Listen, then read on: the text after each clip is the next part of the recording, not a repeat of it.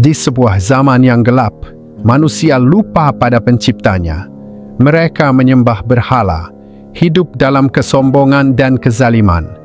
Namun di tengah kegelapan itu, berdirilah seorang lelaki yang teguh imannya.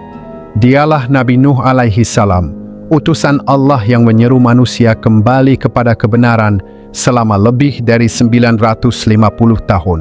Nabi Nuh menyeru kaumnya siang dan malam dengan penuh sabar dan kasih sayang.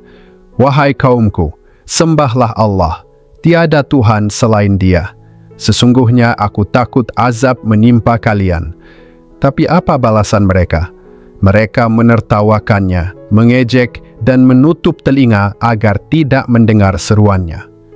Setiap kali Nuh berbicara, mereka berkata, "Engkau hanyalah manusia biasa, seperti kami."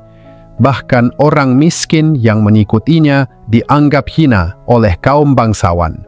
Namun Nabi Nuh tidak pernah berhenti. Hari berganti tahun, tahun berganti abad. Sabar dan tawakalnya menjadi lambang keikhlasan seorang rasul. Setelah sekian lama tiada yang beriman, Allah memerintahkan Nabi Nuh untuk membina sebuah bahtera besar. Di tengah padang pasir yang kering, Nabi Nuh bersama pengikutnya mula mengumpulkan kayu dan membangunkan kapal raksasa atas petunjuk Allah. Kaumnya mentertawakan lagi. "Wahai Nuh, adakah engkau membina kapal di atas tanah yang gersang?" Nuh hanya menjawab dengan tenang, "Jika kamu mentertawakan aku hari ini, kelak aku pula yang akan mentertawakan kamu apabila azab Allah datang. Setiap paku yang diketuk adalah tanda kesabaran, setiap kayu yang disusun adalah bukti keimanan. Hingga tiba hari yang dijanjikan. Langit menghitam, bumi bergetar dan hujan turun tanpa henti.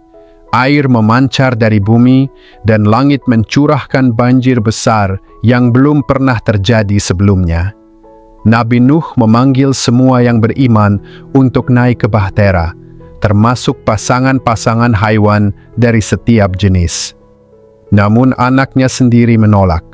"Ayah, aku akan berlindung di puncak gunung, itu akan menyelamatkanku." Nuh dengan sedih berkata, "Tiada yang dapat melindungi hari ini kecuali rahmat Allah." Tapi ombak yang besar memisahkan mereka, dan anaknya pun tenggelam bersama orang kafir.